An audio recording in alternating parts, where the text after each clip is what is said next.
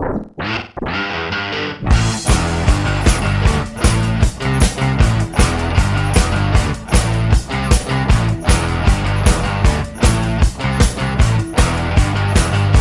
fanatics, welcome to another edition of the Bulletproof Podcast. I'm your host, Chris the Brain. Joining me once again, it is the Toy Man, Christy Petrillo. And that is a bet that you will always win on, that I will be here on the Bulletproof Podcast, because last week it was just the two of us, but this week we are back in formation with our third chair. That's right, Ryan Campbell back from his vacation, and boy, did you pick a wonderful week to miss the Bulletproof Podcast. Yes, I appreciate you taking that bullet for me, Brain. I wasn't quite leaving yet. I could have kind of pushed it and done it, but you were like, if you want to sit this one out, it's trash, and I certainly appreciate that. Well, you're quite welcome, and indeed, I did eventually get it up on the YouTube channel when I got back. Yes, so that's up there. And if that ringing endorsement from Ryan Campbell did not encourage you to go listen to it, those are usually the ones you want to listen to. The dog shit right. ones. That's true. It's like Mystery Science Theater. Don't watch the movie, but listen to us talk about the movie. Right. That's entertaining. It's less time as well, like by 40 minutes or so. So, do that. Do that, folks. It was Cage 2, The Arena of Death.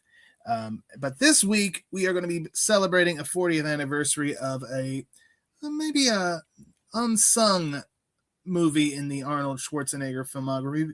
But before we get there, of course, I'm going to talk about bulletproofaction.com. I will say this. There's some things going on behind the scenes of bulletproofaction.com this week. Shake up, you might say.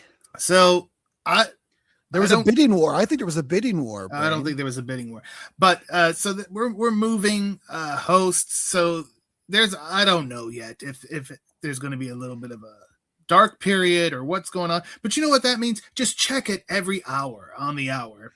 Brain's got like fruit baskets from AWS and from all the different hosting sites. Just so his countertop is full. Hopefully. Everything goes smoothly, but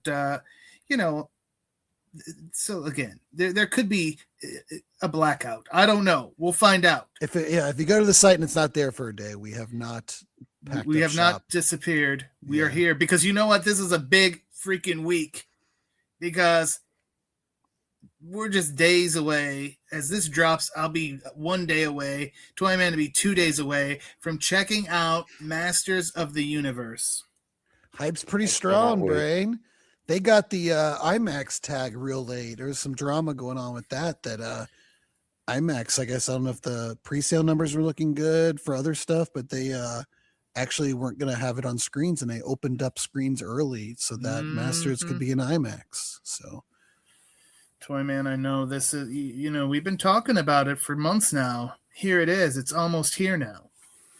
It is finally here. I am anxiously awaiting it. I do not go by the mainstream reviews, but I have to say that the mainstream reviews sound pretty solid. Obviously, as people know from listening to this podcast and reading the site, we tend to kind of break from what mainstream society thinks of these movies and add our own input. So I'm going to try not to let my bias skew things. I am a fan of the canon film. A lot of people knock the canon film, did not like the aspects of being on Earth, or didn't think Dolph Lundgren was a good He-Man. I enjoy that film for what it is, but this film feels to be a lot more true to the origins and the original format of Masters of the Universe, so that should make many people happy. I've heard the Earth complaint, and I'm like, okay. Honestly, though, if I don't sit there with a stopwatch like wrestling fans when I'm watching things. But Dolph is a bad. Go fuck yourself. I mean, Dolph Lundgren. Canon films, that's true. It's like Dolph Lundgren. Like who back in 1987 who better fit the mold? Right. There wasn't a lot of dual threats. Like nowadays, you can find someone who can reasonably act and have the body. There wasn't a lot of dual threats back in 87. You either went bodybuilder, or you weren't going to get a lot of acting chops. Or you're Michael Keaton and you're wearing a suit with muscles on it. Right. You weren't. Yeah. Come on now. I don't like it. But yeah, you didn't have your A-listers like all of a sudden transforming their bodies like they do now. Right. Correct. Well, Masters of the Universe will hit theaters this week again. Toyman will have his review probably on Friday or very late on Thursday. And next week here on the podcast, we will all convene to talk about our thoughts about this brand new Masters of the Universe movie. In the Grayskull, that's where we're all meeting. Okay. I didn't realize that. I thought we were going to meet at a Denny's, but that's fine as well. Also, as this dropped, I had a AIP, Little Action International Pictures, Jungle Assault, a review of that. In case you missed it, I forgot to mention it last week due to the fantastic time I was having with Cage 2, but a brand new edition of World's Most Dangerous. It was volume 2 of The Hospitals. That is up there. It may end up being the last World's Most Dangerous for a while because nobody cared, but that's all right. Because while that may have been the last one for a while, we had a Bulletproof action first because Ryan Campbell comes home from a vacation and then immediately starts playing a new video game. That's right. For you 007 fans or just action fans in general, the 007 First Light video game came out on all the main consoles and PC. So I reviewed it. It is very much a Bond movie that you get to play. They treat it like a movie. It's got the opening credits, the licensed song opening. Like it very much is trying to be like a movie. And it was spoiler alert. It's pretty fantastic. So if you are on, I know games are expensive now. I think it's like $70. That's kind of like the going price for games now. So if you're on the fence, go check out my review, see what you think. If if your son's got an Xbox, maybe ground him for a few weeks, take it away for him, just find some shit. I'm sure he's done something. So find it and take his console away and enjoy some 007. Yeah, it's summertime. They should be outside. Yeah, make them do some chores, whatever. Yeah. You only need you can play the game in about 12 to 14 hours. So that's all. That's all. Just do it, folks. 12. Yeah, a few hours every night. 2 or 3 hours a night in a little session. The game's split up into nice little chapters, so you can kind of just do one and then kind of it's really nice. And of course, later this month, Ryan's coverage of House of the Dragon will begin, and we're all looking forward to that. Yeah, it kind of snuck up on me. I feel like they finally announced the date, and then it was all crickets for a while, and here we are. It's time to start. Just a few weeks away now. All right, folks. As I mentioned, we are talking an Arnold Schwarzenegger classic that will celebrate its 40th anniversary this coming weekend. It was released on June 6th, 1986. We're talking Raw Deal. Toyman, when is the first time you remember watching Raw Deal? Raw Deal is going to be another one that I had seen with my cousins, probably around, the rental time or the cable time. I can't remember exactly with this one, but I do know it was one that my cousin had on a tape. As I've mentioned many times here on the podcast, my cousin would often tape these movies and build a movie library, which is how I got my affinity for movie collecting. So I can remember watching it at the old house with my cousins. But this was one that, to your point earlier, it kind of falls by the wayside. Even for someone like me who, spoiler alert, I like it. It does not get the prominence of his earlier and later films. Obviously, something like Terminator being a blockbuster, or even something like Commando, which is a little bit more just kind of straight up action. Yeah. This one's got like a little bit of you've got the whole secret identity going undercover. It's got a little bit more of a thriller aspect to it. Yeah, I mean, this one is sandwiched between Commando and Predator, so it's easy to see how it could fall through the cracks. Ryan Campbell, I'm interested, was this one you have seen before, or was this a first-time watch for you? Definitely a first-time watch, and not really one, you'd kind of said it was an Arnold classic, and I was going to ask, is it? Because I don't even remember, not that I'm as plugged in as you guys, but I don't know, I didn't even know it was a thing, so definitely a first-time watch. I think maybe I just heard it, but I didn't know what the premise was or anything like that, but if I didn't, obviously, this came out first, but it's almost like an Arnold version of The Departed. Yeah.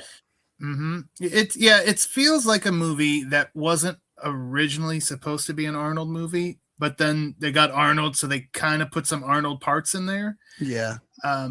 It reminds me a lot of, and interesting enough, because it also takes place in Chicago, it reminds me of Code of Silence, Toy Good Man, call. Yeah. where it's like, because that very much is different than the other Chuck movies from that time, because those were all canon movies, and that was the one he did for Orion. Yep. So this is very similar to that in that it doesn't necessarily feel like an Arnold movie, but he does a great job in it, as we'll get into. I'm sure at the time he probably felt like this was a chance to kind of get out, stay somewhat in his comfort zone, but try to maybe like do a little bit more acting, because it seemed like that was kind of, Yeah, and he himself is going on record and saying he enjoyed working for the director, and I think it's John Irvin, that he was, an actor's director, and he let him do more probably than a lot of others would do. But yeah, this is one I remember specifically renting, but it was probably after Predator, because I think once it's like, wow, Commando, I'm like, where the hell did this one come? Even then I was like, I'm sure I heard of it or remembered it, but I don't know, I skipped that one for some reason. And once I saw Predator, I was like, oh my god, I can't, this is the greatest thing. It had a summer release date, so it isn't like it got like shoved into a weird, and again, at October that point, or something like that. At that point, I was not seeing I was 12 in '86, so I was not seeing R-rated movies on my own unless I rented them or they were on cable. So, and it didn't seem like one I'd be like, Dad, we need, like Predator. I'm like, Dad, we have to go see freaking Predator, because it just looked awesome. Plus, Jesse Ventura was in it, and I'm like, come on now. And Carl Weathers. Carl come Weathers, on. I was gonna say, yeah, give Carl that shout out. I was like, yeah, there's no way I can't see this one. And then I was 13, so I was a grown ass man. Right? And you wouldn't even have known that Ed Lauder was in it. Like, that wouldn't have meant anything to you when you were 12. No, it certainly would not have. But it means a hell of a whole lot to me now. I will say that. But yeah, we start off, we see a train, we see a speedboat, we see a helicopter, we see an automobile. And that automobile is eventually going out to the woods, and we find out there's mob hitmen in there, Toy Man, and they're on the way to this cabin in the woods where we have the classic FBI guarding a witness situation going on. And just as it's a classic situation, it's going to be a classic doomsday scenario for the FBI, because they are about to get offed. Pretty much, we're off and running here. Raw Deal does not waste any time in getting to the meat of the plot. There is essentially an FBI assassination within the first few minutes of this film. Yeah, and they take the guys outside, then they they go up to the door, just as young agent Blair Shannon's like, you know what, I'm going to relieve so-and-so outside. And he's like, he just gets shot the minute the door opens. He had no chance, Ryan Campbell. He is relieved from his heartbeat. Oh my word! Oh, that's It's so cold. You know what? I'm gonna go ahead and take off, guys. I'm not ready. I'm gonna extend my vacation. It's a very cold. Ryan got a raw deal, folks. We're living up to the name tonight. Very cold-hearted Toy Man this week. But yeah, then the hitmen come in and they just start taking out everybody. Most importantly, though, the rat that was going to testify. He gets a mark. He gets a very special in the mirror death. And then we see the aftermath, and we see that Blair is a second-generation FBI man, Ryan Campbell. Yeah, which means that there is a very upset papa somewhere out there. Indeed, and on the force. Harry Shannon, played by Darren McGavin of Christmas Story fame, and Kolchak the Night Stalker, is what I'm sure Toyman was about to chime in with, because he watches that every week on MeTV, or did when he had MeTV. Actually, I was going to make reference to the fact that he was in the 1990 version of Captain America. That is also true. He is wasn't he the crooked senator? Mm-hmm. That's right. Son of a bitch, he is. All right, well, he's the dad here, and he's obviously very upset. I mean, he's been with the FBI for decades and never had a scratch. Here, his son just started with the agency, dead. Deader than dead. Not quite fence post dead, but no. Dead. And then we get the opening credits, and we see Arnold in a Jeep chasing a guy who is apparently a motorcycle cop. So this is a very strange scenario, and you're thinking, like, this is almost reverse of what you would expect. Ryan Campbell? Why is a plainclothes person chasing a motorcycle cop? Yeah, it seems like a unique situation, and who knows what's going on. And someone's getting a raw deal. I don't know which one of them, but someone's getting a raw deal. Let's see how many. Everybody, I hope you're keeping track of how many times the title of this film is said, and in reference to someone getting one.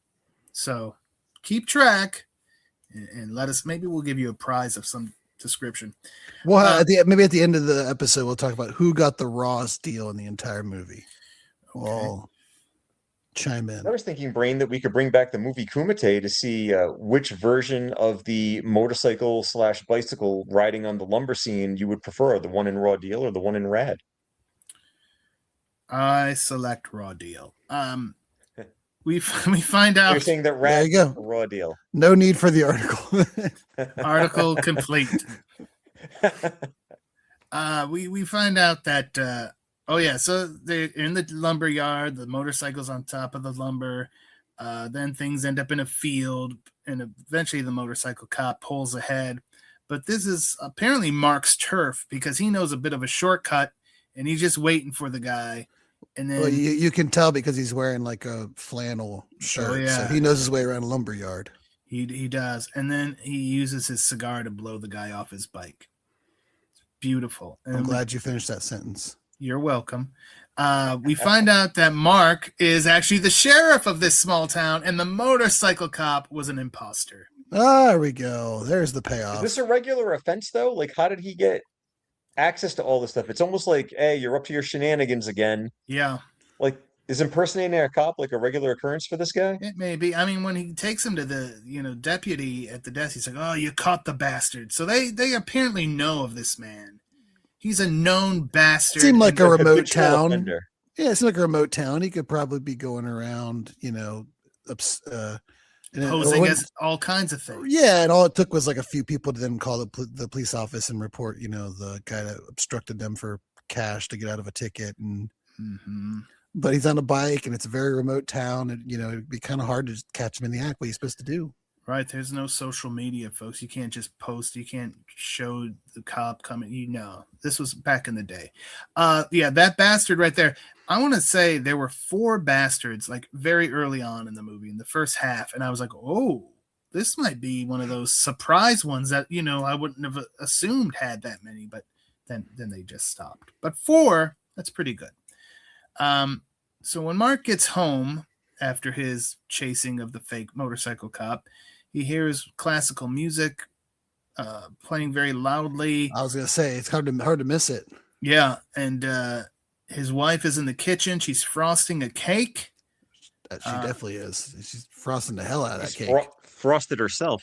I think she's caking the frosting at that point. You're right. She is caking the frosting. And then we find out that Mark used to be with the FBI, and that him and his wife used to live in New York City, and obviously this is like kind of a little Green Acres toy, man. Yeah, and she has not adapted well to it. She is hating the small town life, and it seems that she's turned to the bottle to ease her suffering. I get it, Brain. I was just in New York City. That was where my vacation was. So it was a good time. I could see where, if I had a life there and it got upended. I got a little personal connection to this film this week. I thought you were about to say when you got home you just started drinking heavily. Or maybe baking a cake or caking a bake. I don't know. But anyway, she writes shit on the cake and throws it at Mark. And then we get the line of lines. You should not drink and bake. There's words to live by. There's that little bit of Arnold that's in the movie. Like, was that originally in the script, or like, no, we need to have Arnold say something cool? There you go. Later, we see that Amy, his wife, has passed out on the couch, which is not surprising. And then Mark carries her off to bed. But when he gets back to the living room, he gets a call from his old friend Harry, who asks Mark to meet him the next day. And that's when Harry lets Mark know that his son has been killed. And then we see a tape from some courtroom proceedings where Luigi Petrovita, Sam Wanamaker, and his right-hand man, Paulo Rocca, they're being questioned by the feds. What names? Those are some great gangster names. They're good. And Toyman, Mark can't help but notice who the special federal prosecutor is. Yeah, the same man that relieved him of his FBI duties and sent him into small-town exile.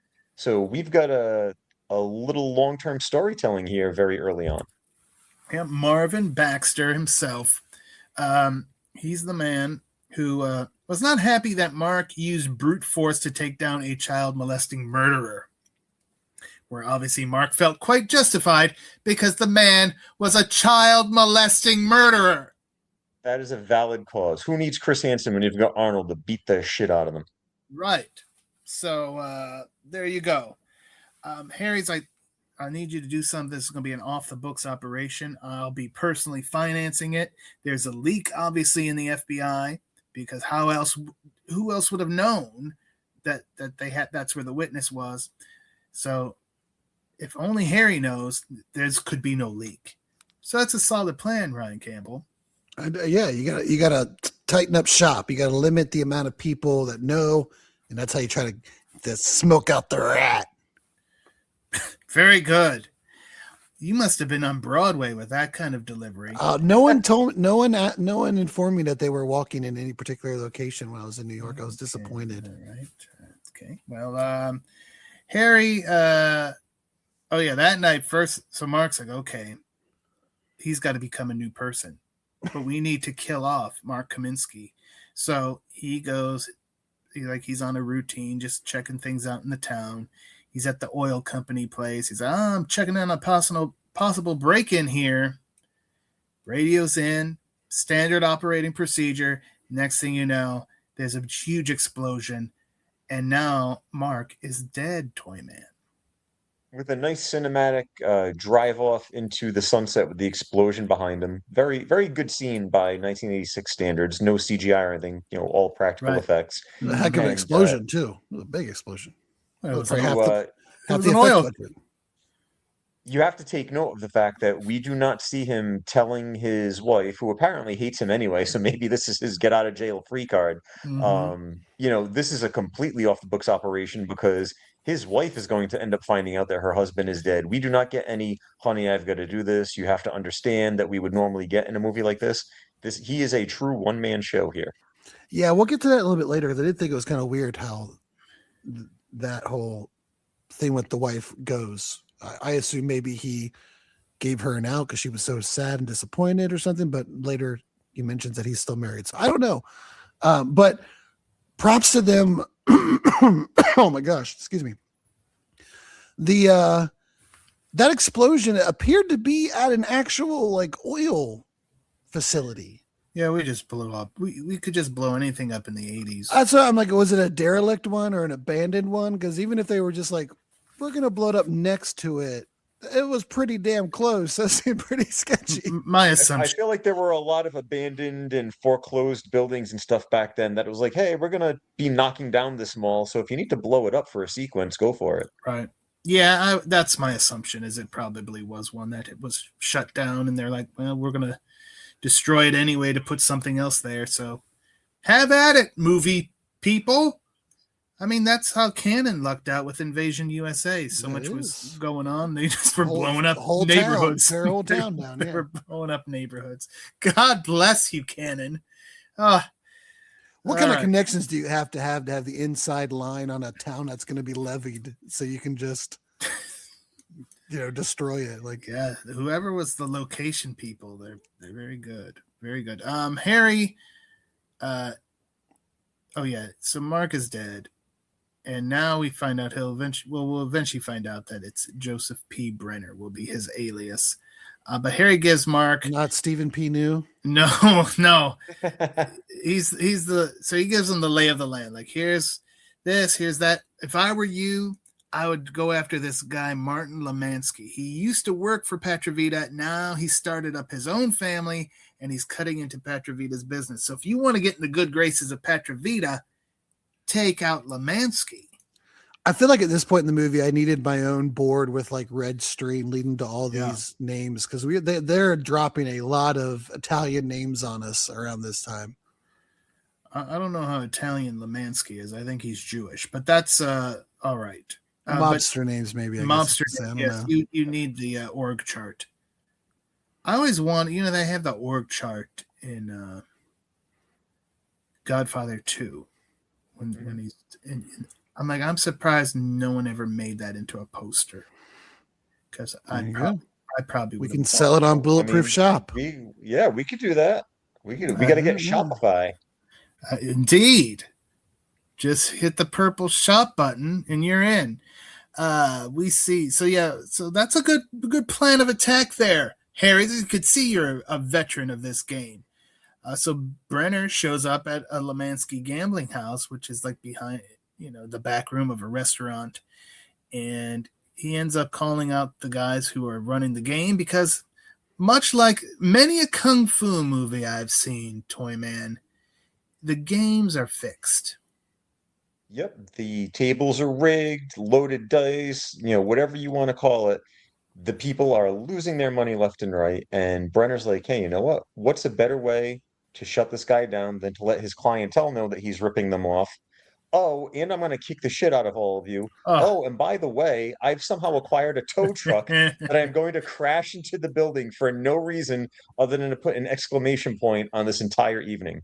He's definitely trying to make a splash, Brain, new on town. Yeah. But I don't know if he could have said there was a bomb in the building and people wouldn't have fled with that much panic. Something about finding out that the place was rigged, that sent everybody into a panic. Well, we'll get a bomb in the building later. People are just running outside. There's dollar bills flying in the air everywhere as people just frantically run for their lives. I like where you get the one guy, he picked him up, and he's like hanging on the lights from the ceiling. That was a nice little touch as well. But yeah, the bartender guy or whatever, the guy that's like kind of like the meek little nerdy guy. That's right. He just hanging there. But yeah, what a scene, as you said, Ryan Campbell, making a splash like only somebody named Joseph P. Brenner can. And wait till we find out what the P stands for. That's coming up too, folks. Stay tuned. If you've never seen this, what a word. Anyway, we see a meeting then the next day between Petrovita and Lemansky. And Lemansky's like, there's plenty of business for both of us here in Chicago.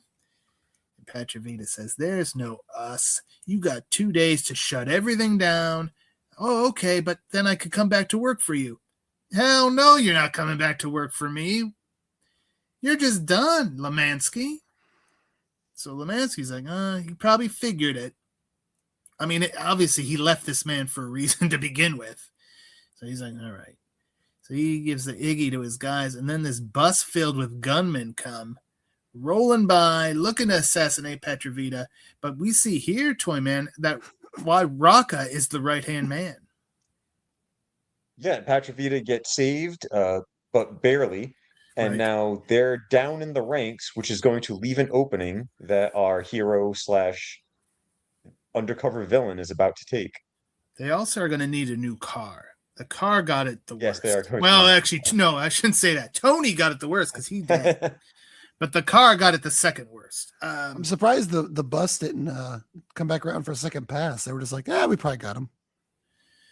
Yeah, well, this is why Lemansky was not the top family in Chicago. Yeah. He was a fledgling. Second family of the second city. Yeah. So then we see Brenner target Lemansky's girlfriend because the driver's waiting as she's shopping. And he gets in the back and he makes him drive off and he takes her jewelry. He's playing some mind games. He's playing a game of chess while everybody else is playing checkers. Say whatever you want. But then later we see Brenner go to this club that is where like Rocca has his office. He has to bribe the elevator guard to let him in. And when we gets in there, he was very excited for the bribe. The elevator guard. He was like, I love bribes. That's one of the perks of being the elevator guard or the doorman. You can make a little extra that your boss doesn't even know about. But yeah, what a swanky club this is, Toyman. They've got gambling. They got a big bar. It's really pure 80s decadence. Yeah, this is like, executive suite level clubbing. This is not the backrooms gambling operation that just got shut down and had a truck run through it a few minutes ago. People are well dressed. They are probably doing lines in the bathroom. Like you said, this is where all the 80s sleaze likes to go and hang. Lots of hair and lots of shoulder pads. Right. And of course he's like, I would like to see Rocca, and like nobody gets to see Rocca. Well, why don't you tell him I'm the pain in Lemansky's ass? So while he's waiting to see what happens with that message, he meets Monique, and she's a bit of a gambler, and she's not a very good gambler. Ryan Campbell, she loses money all the time. Literally down on her luck, Brain. Is that how you would say it? Oh, I would. I would say she's down on her. From what it sounds like, she's also doesn't have any luck in her love life. Yeah, she has a man who wants her, but she has no interest in him. Again, more to come, folks. Aren't you so excited that you tuned in this week? Because we're just dropping little teases about what the P stands for. You gotta keep them engaged. Monique, who is in love with Monique, but that she is repulsed by. There's a lot of stuff here, and Ed Lauder still to come. Ed Lauder does bring the ratings to the website. Oh, he certainly does. Right now, if the site is up and running, 915 people just checked out the Ed Lauder episode of The Equalizer for no reason. I don't know why, but I'm not complaining. I don't blame you, folks. It's a great episode. Why do you think I covered that one? Come on now. Sometimes I do know what I'm doing. Anyway. Every once in a while. Every 3 months I figure something out. So Joey Brenner gets the green light to go see Rocca, and he shows him the jewelry he stole from Lemansky's girlfriend. But he's like, you know what? I don't know. I kind of have a problem solver already. It's right here, my man Max Keller. And what a familiar face he was, Toyman. Face that only a mother could love, Mr. Robert Davi. Oh, Robert Davi. Current day king of the crooners, former. We covered him not so long ago. Public enemy number one. And what's that? We covered him not so long ago on the podcast as a leading man. Yeah, Maniac Cop, when we finished the Maniac Cop trilogy. Mm-hmm. Yeah. And a rare hero role for Robert Davi. And he did those cybersecurity videos for my former job, where he would talk about spear phishing and whatnot. But yeah, he's not obviously happy that there's somebody else coming like, hey, this is my gig. What's going on? We don't need him. But Rocca's like, you know what, Joey, why don't you go see the cashier, get yourself 1,000 in chips, play on the house while I mull this over. And he goes back to flirting with Monique. He ends up giving her a bunch of his chips. And inflation's a bitch, because $1,000 now from like a game leader, I'd be like, that's it. Mm-hmm. Yeah, that's not going to get you very far. So he makes his exit, and now we see as he's leaving the club, there's a little stakeout going on, and we see Baker, played by the one and only, the great Ed Lauder.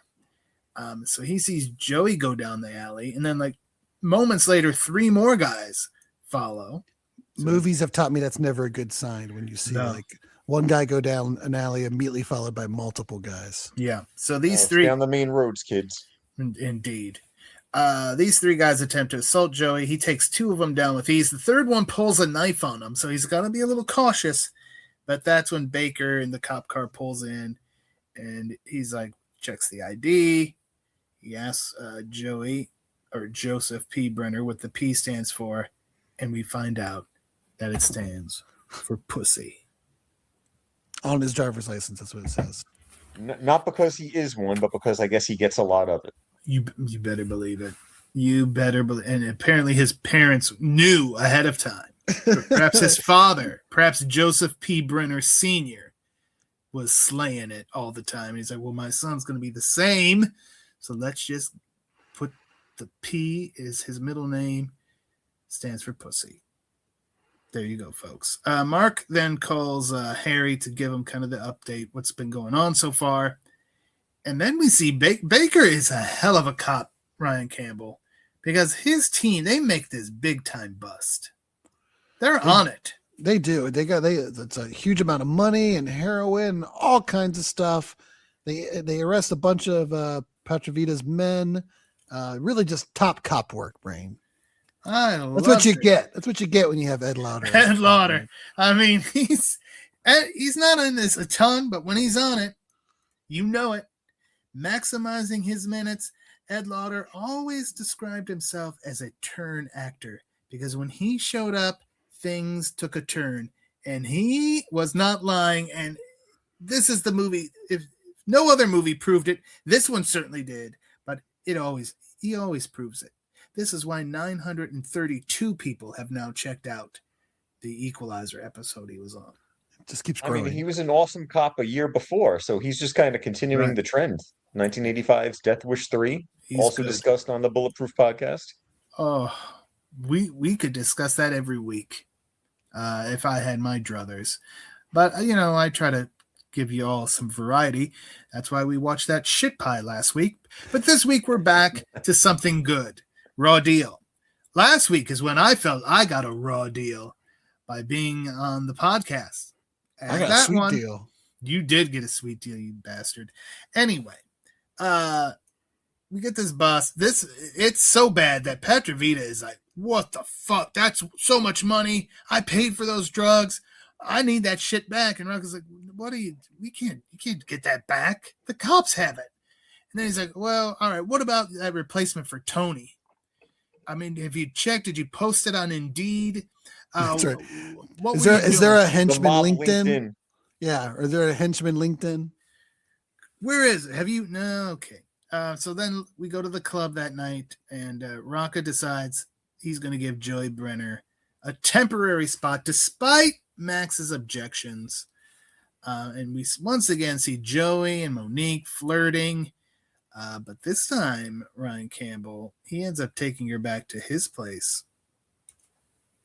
Yeah, and he gets a little tipsy on some champagne, and he doesn't really he doesn't close the deal though. He ends up passing out, so we're not quite sure if he's willing to betray his marital vows or if he just happened to pass out. We're not sure. I would think he was faking passing out. I think he was faking the whole thing. A man of his size is not going to get drunk off of 2 glasses. Let's watch that phrasing, Brain. We're talking about a sexual situation here. You know what? I'm trying to make a valid point here about blood alcohol level in a person of the size, weight of an Arnold Schwarzenegger. It would all just soak into the muscles. You wouldn't even be able to get drunk. That's why Andre the frickin' Giant could drink massive amounts of beer and wine, and it didn't bother him any because he was a massive individual. So I'm saying Arnold is obviously not as big as Andre the Giant, but he's a big man, fucking huge. And 2 things, but he was playing it because he's all tipsy, so she helps him to bed. She gets the shirt off, and that's where he does the pass out thing. But then he's making snoring noises while she's on the phone, snooping around. Brilliant acting. Calling in, oh, this is his driver's license. This is his social security. Here's his passport number. And okay, you're going to take out some of my debt, right? So she is being coerced to spy on Joey P. Brenner. We don't really know who it is on the phone at this point, but you can probably figure it out. Who's the one person who didn't want this man to be in the organization to begin with? Think about it, folks. All right. Petrovita's police insider has no idea where that Petrovita, this is keeping him up at night, Toy Man. This is like top of his mind until it isn't.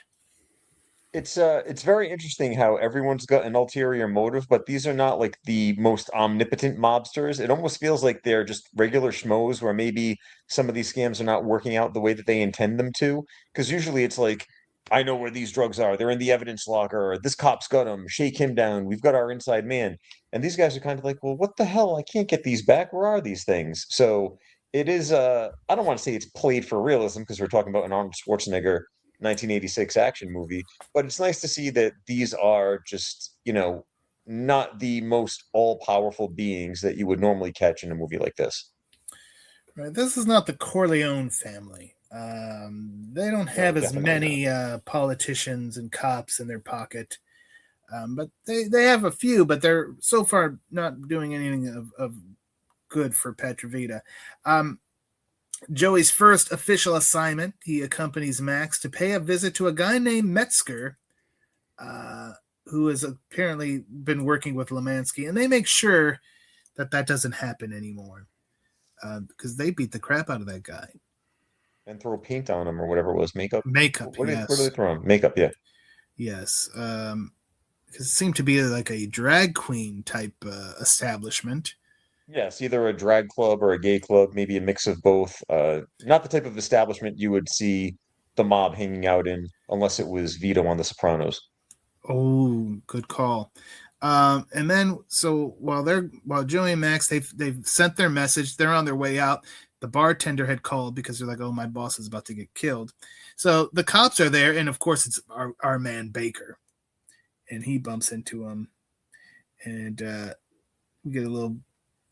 He takes a shot at old Max being just a horrible human being. And we now find out Lemansky definitely wants... I mean, if he wasn't pissed what Joey Brenner did to his gambling thing, messing with his girlfriend... Now he's taking money off his table with the club. Lemansky wants Joey Brenner dead. So just like that. That's how the mob works. If you want someone dead, you say, I want that person dead, and your guys go kill him. Joey and Monique go to a party at Petrovita's house, and Max really wants a picture of himself with Joey. For reasons, and we'll find those out later. They're just buddies. He's softening up to them. They're friends. That's right. He's kind of he tickled his ear or whatever. He's kind of fucking with him. Mm-hmm. See, Toyman could say that, but I can't say Arnold is a. Never mind.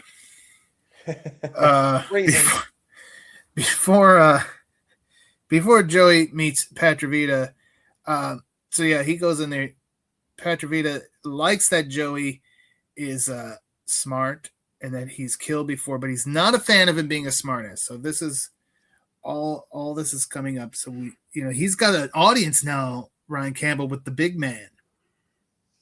That's right. You gotta play your cards right, work your way up, and eventually you get an audience with the head honcho, and that's when you can start kind of playing your cards. So yeah, but Petrovita's like, okay, but you know what? Don't give him too much too fast. Keep him on a leash, basically. That's good. That's a good leader. And Max, while that's going on, Max is the man who is absolutely in love with Monique. And he said, I could wipe out all of that debt if you come home with me. Ooh. That's an indecent proposal. But she does not. She's in no way interested in Robert Davi's Max Keller, but she definitely smitten with the new guy. Yeah, the new guy with the big pecs. She wants. She must really be though. If she's not willing to let that gamble, we established earlier she wants to get rid of that gambling debt. Right, but she has a line she's not going to cross. So then the next day, Joey and Monique go dress shopping. And, big step. That's a big step, Brain. Yeah, you sitting there while a woman's trying on clothes. You're just sitting there. If you're holding the purse, you're really in a bad spot. But they're in the mall. The Lemansky guys spot them. So we get, if there ever were to be a World's Most Dangerous Shopping Malls Volume 2, this would qualify because you get these guys coming in and, they try to rough up Joey. And Joey roughs them up. Monique even gets in on the action a bit, taking a mannequin arm and using it as a weapon. That's thinking on your feet right there. Good for you, Monique. Wall battles were becoming an Arnold trademark at this point. That's true. We had Commando the year before. Just had Commando, and then later he'd have T2. And did you notice who the main goon was in the mall scene? And he had popped up Mm. earlier in the movie. I believe his name was Rudy in the film. But it was Tony DiBenedetto, who was Jimmy Fingers in a certain Steven Seagal film, Yeah. Yeah. ringing a bell. And he was one of the inmates who took a liking to Don the Dragon Wilson in Blood Fist 3. Don the Dragon Wilson. Nobody's a bigger Don the Dragon Wilson fan on this program than the Toy Man. That's true. And Little Toy Man, my son, is currently reading the book that I told you about off air a few weeks ago, which is a graphic novel called Karate Prom, where the Right. character, I believe his name is Don Jones, but he does karate, and his nickname is the Dragon Wilson. So the writer of this book is obviously probably a fan of the Bulletproof podcast, Might possibly. be the second biggest Don the Dragon fan behind you. We need to get him on Bulletproof Spotlight. Yeah, Toy Man. What are you All doing? right. What are you doing, Toy I'll try Toy to Man? track What are him you down. doing? Come on, Toy Man. God, Well, the book's 2 years old at this point. I don't think he needs to plug it, but let's see what we can do. maybe he's got another book coming out. What, he just wrote one book and he's like, I'm done? I don't know. Karate Prom 2, Electric Boogaloo. Who knows? Son of a bitch, Toy Man. Do something. All right. Where were we? Oh, yeah. So later at the club, Petrovita is still going on about his fucking money and drugs that he lost. Well, he didn't just lose the drugs. It's like you spent the money on them and now you can't sell them. So it's like losing them twice, Brain. That's true. I mean, I get it, but man, again, he's got a hard on for this shit. And they're like, okay, well, we can't get into a police station. You can't do that. There's dozens of cops there 24/7. But then Joey, he's sitting over on the other side of the bar and he's like, what about a bomb threat? And of course, there's Max to shit on his idea. Like, oh, they get those. Stick in the mud, Max. They get those all the time. How are you going to make them believe this one's the legitimate one? He said, well, maybe if they think all the police stations are being targeted.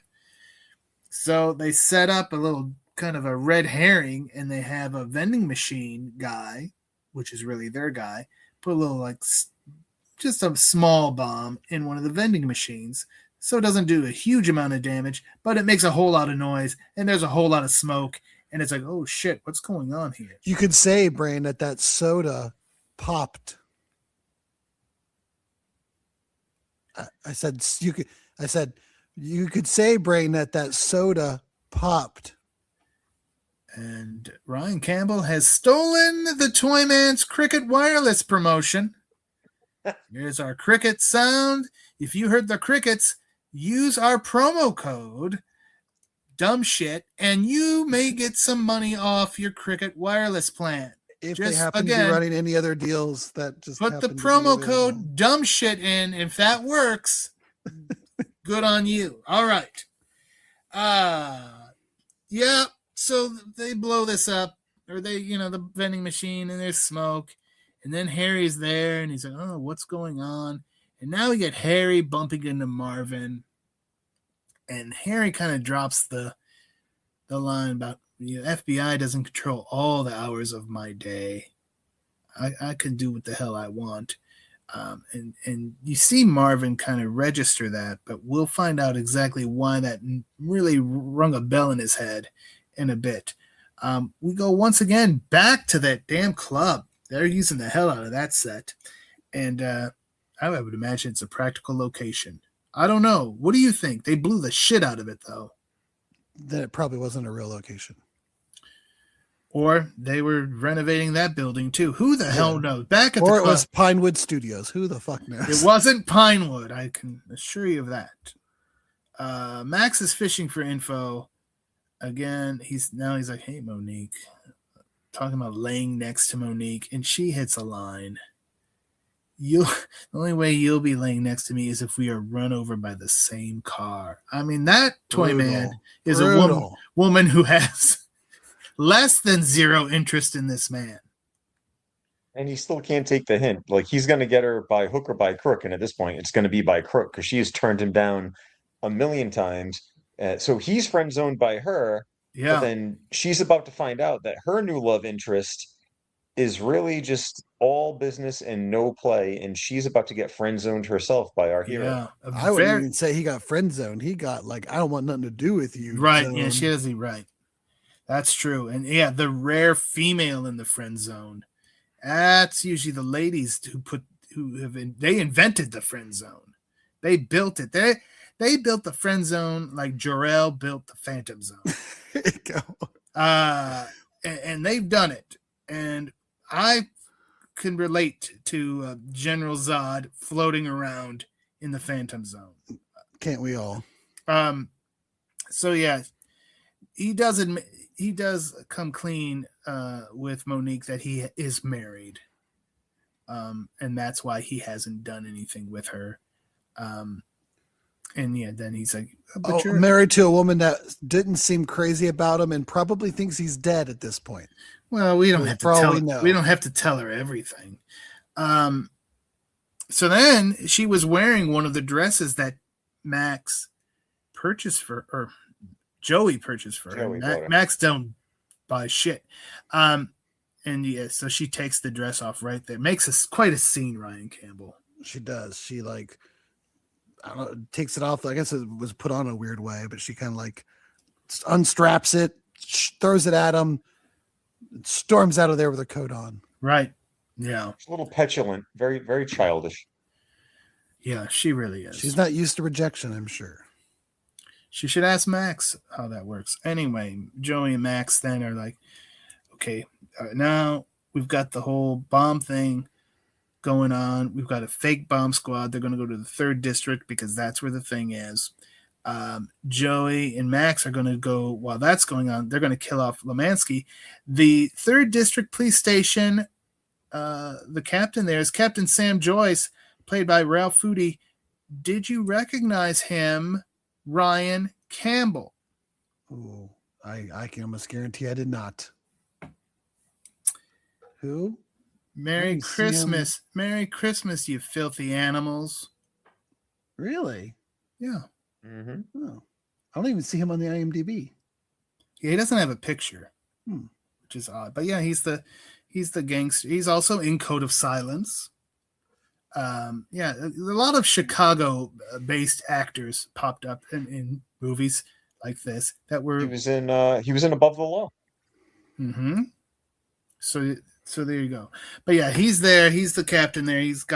Clears the station. The bomb squad shows up, and they get to work. But meanwhile, Max's plan to hit Lemansky off to a rough start. I guess they were going to kill him when he was coming out of church. But like everybody was coming out of church at the time. So now much like The Godfather. Right. Now they're going to have to chase him down.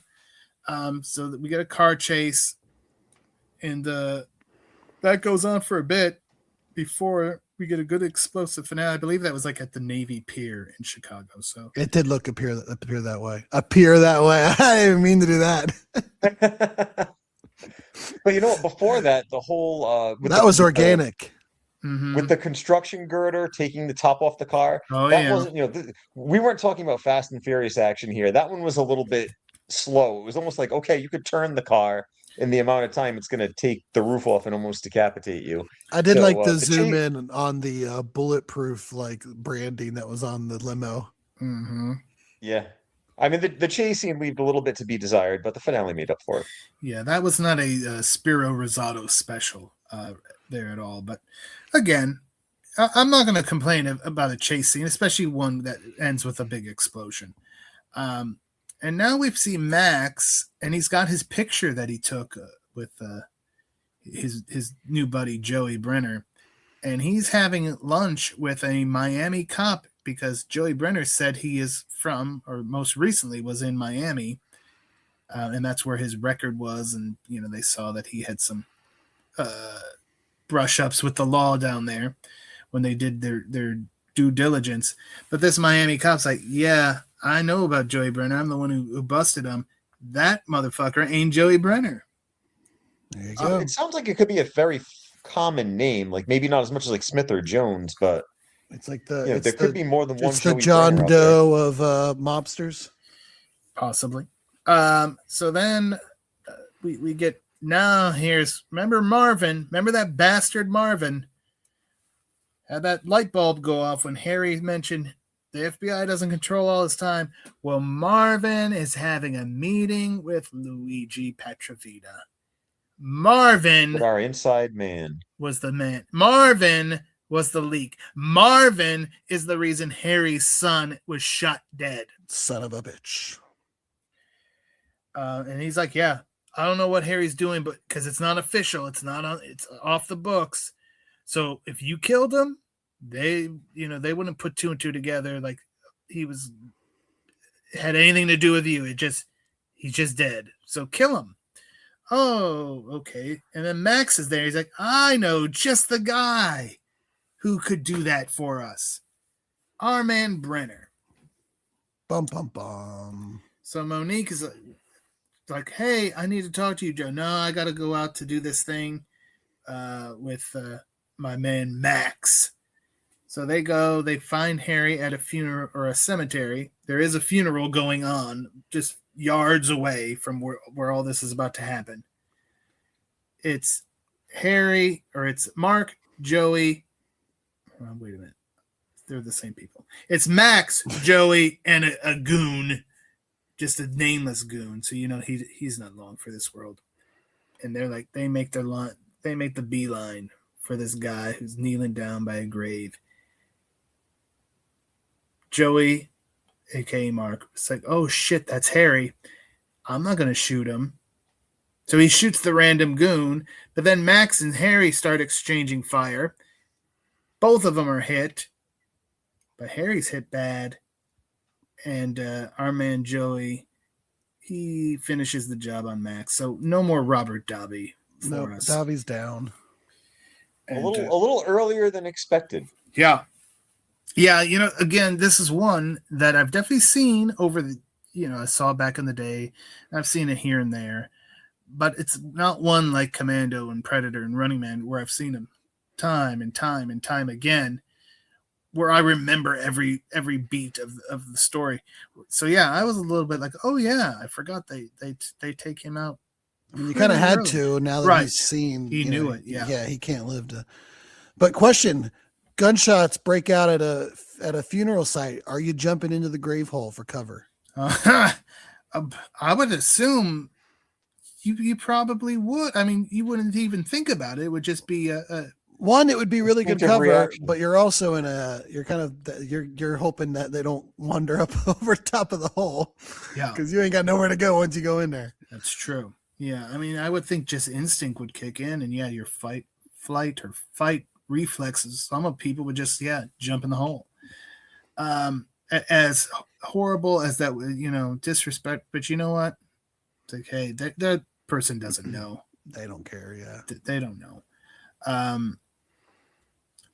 So then after the big shootout, they're just happy to have company over one more time. The funeral, the funeral people all scatter.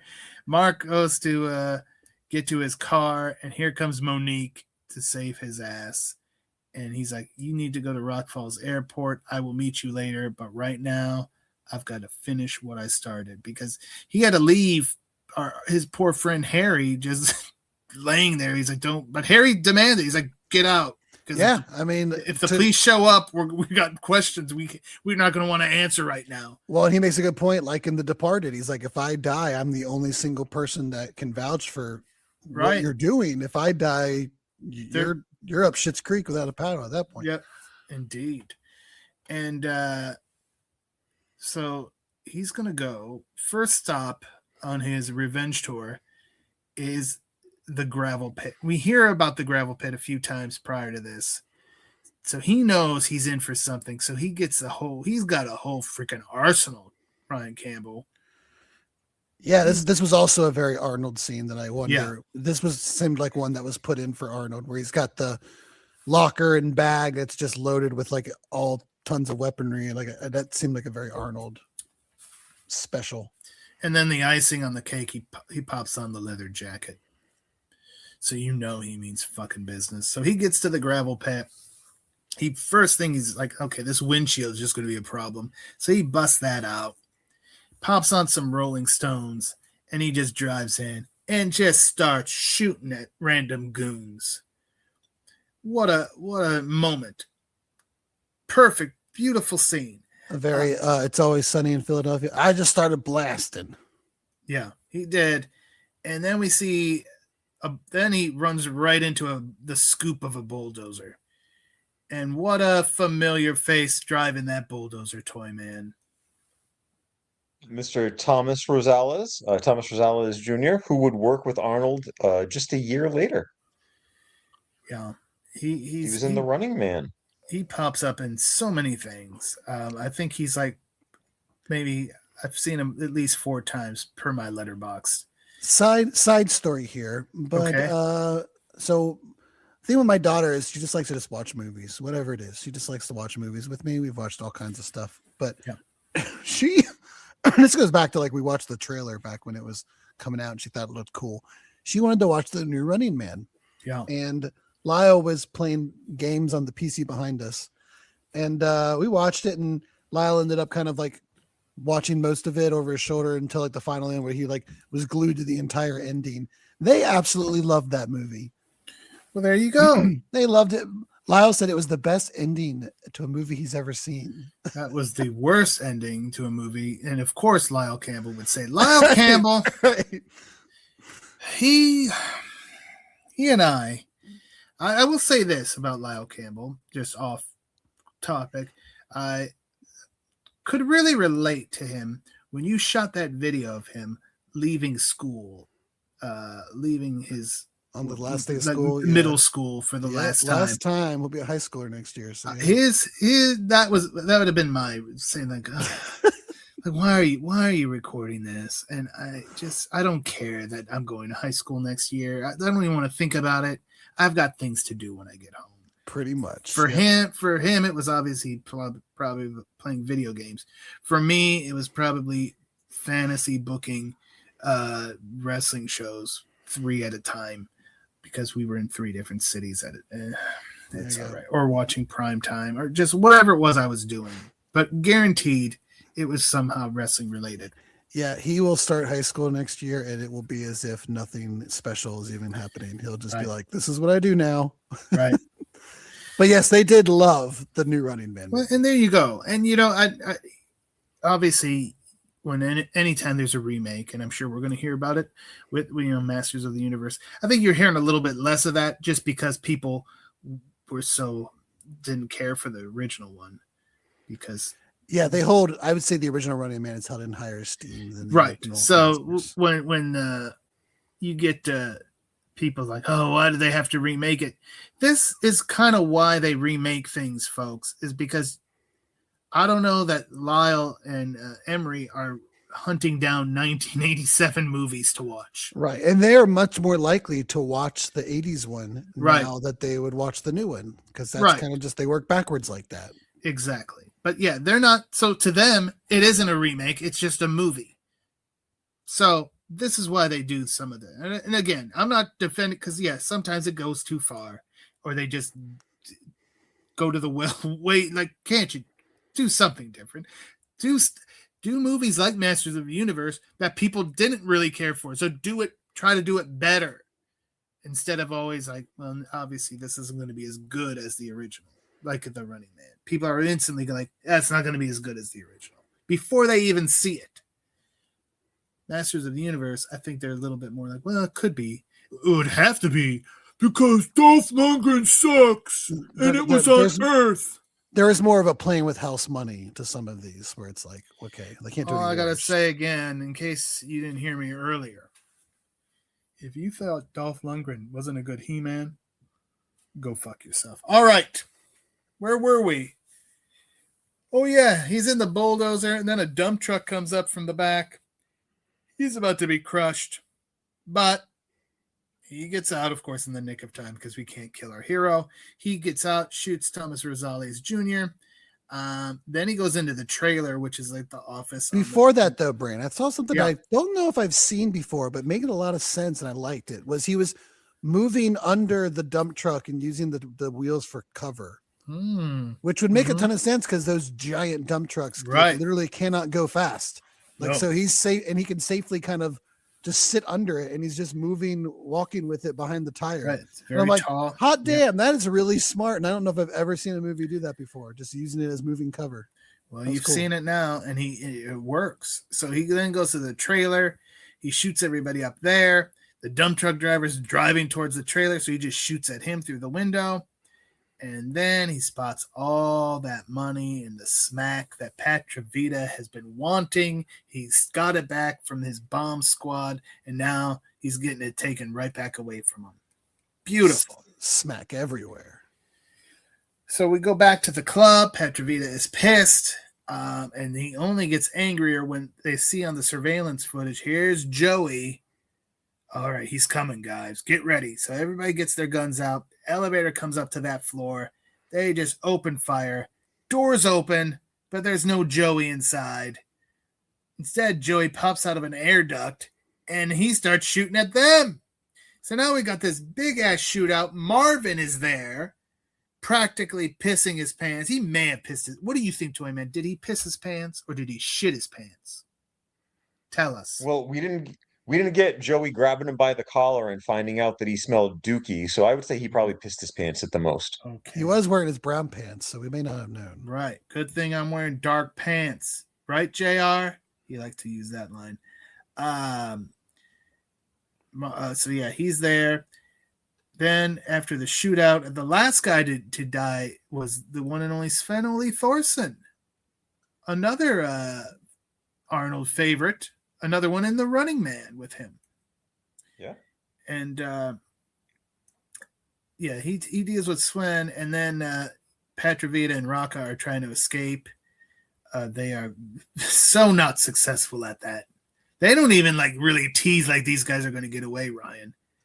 They don't make it at all. No, they do not. They everybody in that room pretty much is dead on arrival. There's not much suspense once he bumps out of that gate and just starts mowing everybody down. There's no time. It's like they realize we're running out of tape here or film. I don't know what was going on, but he wasn't playing. So then Mark goes back, and it's Mark and Martin face to face, and he's like, because of you, a lot of people are dead. Now it's your turn. And it's like, oh, he's just gonna fucking kill this guy. But then he's like, resign or be prosecuted. Okay. He's going to make him just, I don't know. Fix his life, I guess. I don't know. You gave him a chance. Okay. He can just come clean that he's dirty and blah, blah, blah. But instead, Marvin picks up one of the guns that is laying there, and then Mark just kills him too. Just kills everybody. Kill them all. That was kind of his goal from the beginning, honestly. He didn't, when he got put up to doing this, it wasn't to bust open some undercover scheme. It was literally just to get revenge for his buddy who lost his son. Yep. Who killed a Black Ops operation. Right. This was a revenge mission from the get-go. Kill the leak. And he did it. So then we see. I like Luigi's death when he guns him down as Luigi's trying to run away, and you get the blood spatter on the artwork on the wall. Yes. So it's supposed to kind of be this little, little artistic touch. To the death. The Kingpin's painting in Daredevil. Mm-hmm. So then we get the aftermath. Baker, of course, is there. He's got an army of uniformed officers looking over, and he's like, well, I think someone got very mad, and I think I know who. He's got his on the block a few times. He gives off the aura in this movie that he has seen some shit. Oh yeah. Yeah, he's like the Sean Connery in The Untouchables. But modern day. He's been in Chicago. He knows how this game works. And he knows who the players are. And he pegs somebody for being a player right from the start. He's going to see if his instincts are right. So we see Mark get to the airport. He gives Monique a bag, I believe had $250,000 in it. So here you go, honey. You get on this plane, and it's up to you whether you become a winner or a loser with this. Her gambling debts are probably also done because you literally killed anybody you have money to. Right. You're right. That's done. Unless she's a total degenerate and goes and spends it. She probably would. So her plane takes off. As her plane is taking off, a helicopter lands. Here comes Baker just booking it towards. Dressed like Inspector Gadget. Yeah, he looks so cool right here. Like, I'm like, this is the coolest fucking I've ever seen Ed Lauder in my life. And he comes up, he's like, yep, I knew you were a cop. And that's pretty much it. That's like, okay, I'm not going to do anything about it. Good for you. You just killed all the problems that he's always having to deal with in the town. So I'm not don't worry about all the dead bodies. We got it. I'm not going to worry about it. Thank you. Right. Very much a go back where you came from. And thank you. I don't want to ever see you in my town again kind of thing. And then we see Mark go visit Harry, who, due to the gunshots, was crippled. And we find out Harry's been very stubborn and not wanting to go to his physical therapy, kind of feeling down about himself, feeling bad. Obviously, he is also still dealing with the loss of his son. He's going through a lot, but Mark is there.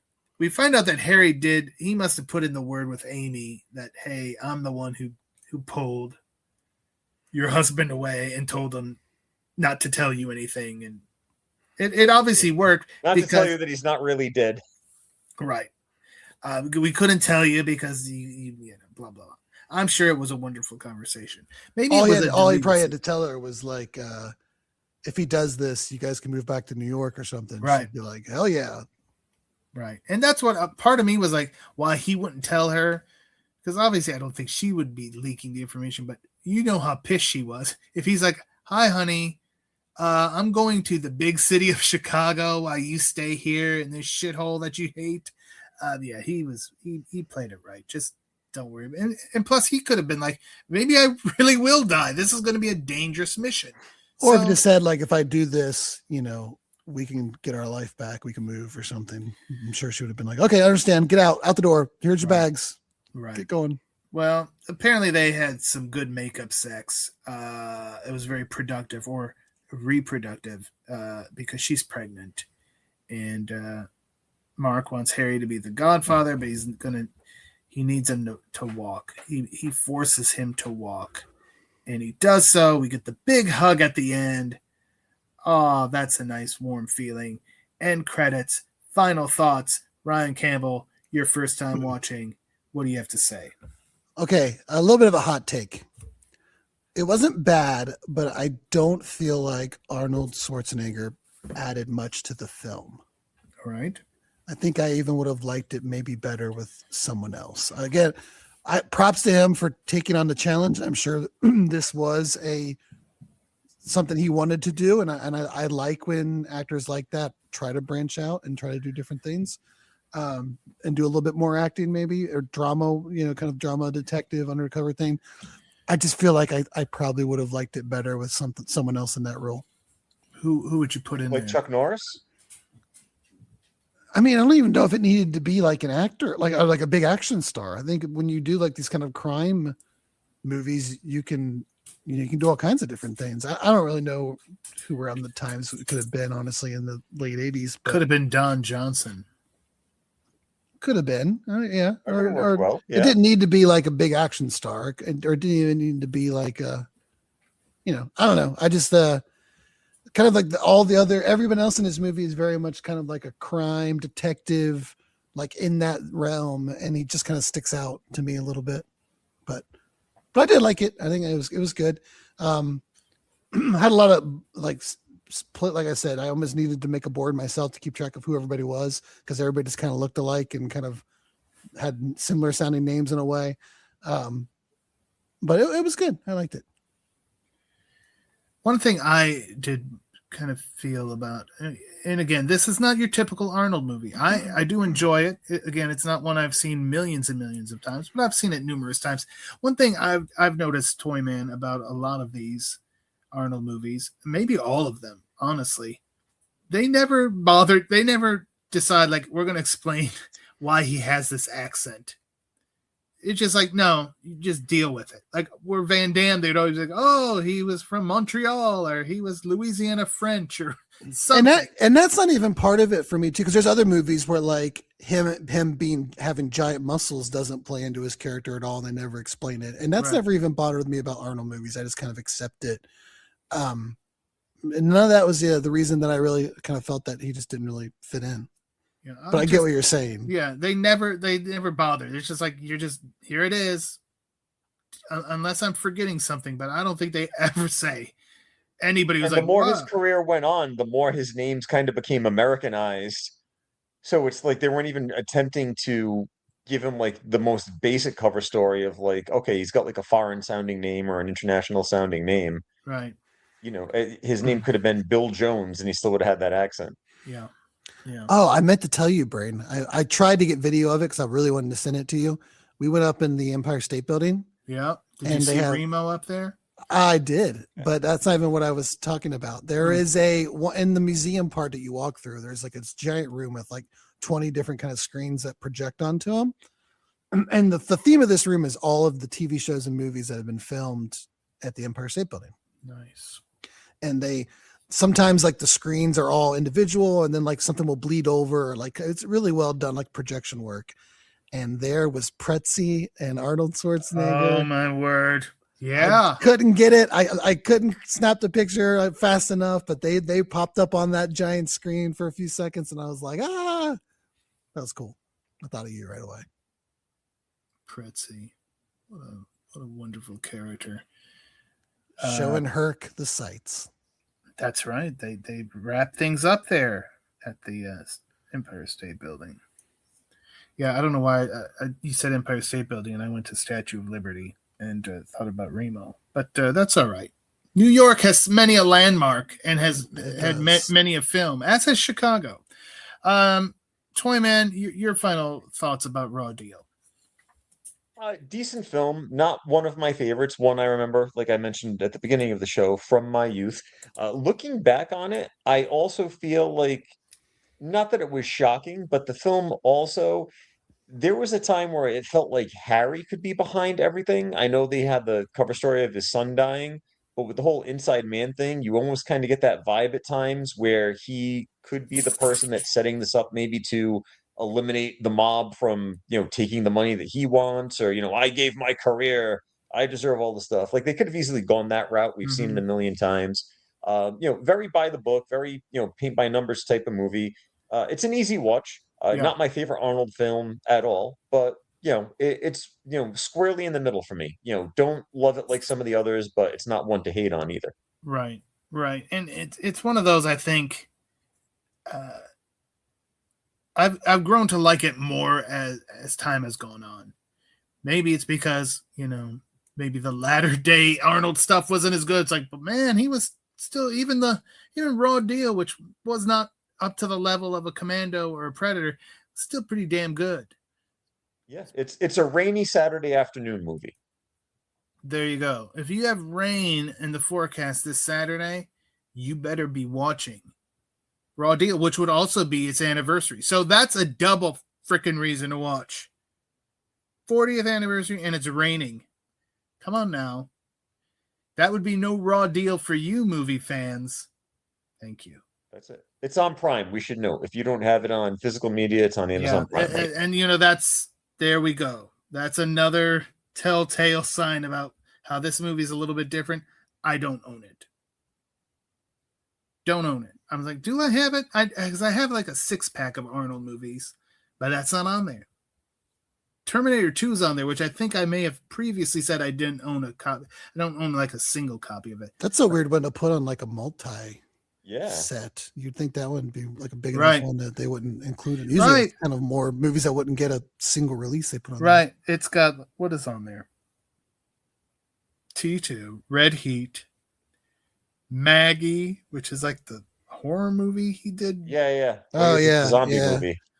I haven't watched that one. It's got the movie you just mentioned, Hercules in New York. What the hell else was on there? It's a wide range. Days. Oh, the last stand is on there. No, those weren't. It's The Last Stand, and I don't think the Last Stand was the one where he's the sheriff with Johnny Knoxville, right? Yep. And I've seen that one before, but that was like 2014 or something like that. That was like his big, most modern one, his comeback one, kind of where he was really the.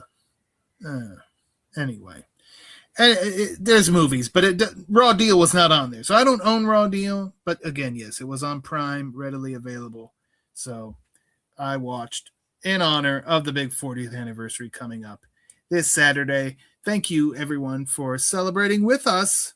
And you can let us know what you think about Raw Deal over on social media, because we are at Bulletproof Pod on X and Blue Sky, at Bulletproof Action on Instagram and Facebook. You can follow us on Letterboxd. We're at Bulletproof Pod there as well. And you can follow me there, Chris the Brain, and of course, the YouTube channel, Ryan Campbell, where Toyman is working on getting an interview with an author. I like it. I like it. Yeah. If you're out there and you've got any projects or, movies and stuff, directors, if you're listening, or movie people, hit us up. We're always looking for people to bring on to Bulletproof Spotlight. Indeed, we are. And we talked about it at the top of the show, but we'll talk about it again next week, right here on the Bulletproof Podcast. We have the power. We have it, and we're going to talk about it. We will not be recording from a Denny's, as I originally thought, where we could have Skeletor shakes. But we will be talking about the brand new Masters of the Universe movie. I can't wait to talk about the post-credit scene with Orko. Motherless fuck. Let me tell you something. I think we might see Orko before the post-credit scene. I don't know. I'm seeing a lot of rumors out there. 20-man, don't spoil it for yourself. But listen now. I hope we do see Orko. But then I hope he gets stabbed in the heart by Gwildor. Because fuck Orko. There we go. But yeah, that Orko, I'm been mentally preparing myself for Orko to be on the screen. So I just don't like. I just hope you yell out in the theater. No, I'm not going to do. Orko I'm not going to do that. That's unprofessional. Unless like the whole theater starts chanting it, then I'll join in, and that'd be fine too, theater. But yeah, we will be talking about Masters of the Universe, the brand new movie that comes out just days from now. Days from now. That's right. So that'll be a brand new one. I don't know what we're going to do the rest of June, but I do know one. We'll probably be talking about Supergirl at the end, but I don't know where that one lands. June is going to be owned by Blondes and Skirts. Very, very good.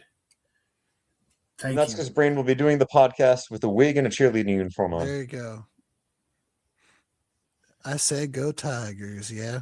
He'll be covering just one of the girls with Corey Haim on What the do you want to eat? Panther meat. Yeah. F you both. And thank you though for joining me. Glad to have you back, Ryan Campbell. We threw him off his game, Ryan. He can't wrap it up now. And he can't wrap it up soon enough. That was last week was rough. Last week was rough, folks. But again, listen to the podcast, but don't watch the movie. But thank you, though, everyone. And as always, stay tuned for more of the Bulletproof.